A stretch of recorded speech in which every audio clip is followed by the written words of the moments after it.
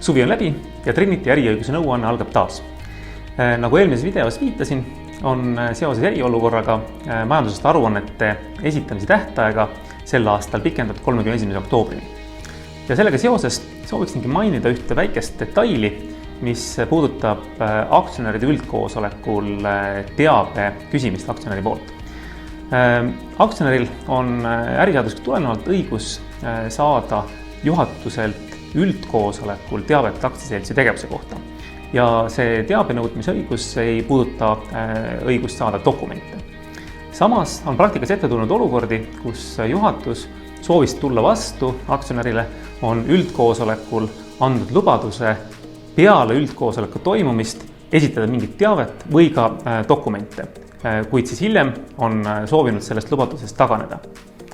On oluline märkida, et see ei pruugi olla alati võimalik, kuna sellisel juhul võib olla tekkinud poolte vahel täiendav tsiviilõiguslik kokkulepe, mille täitmist ei piira enam äriseadustiku sätted, ehk siis võib olla tõesti ka kohustus aktsionärile vastavalt sellele kokkuleppele esitada ka aktsiaseltsi puudutavaid dokumente.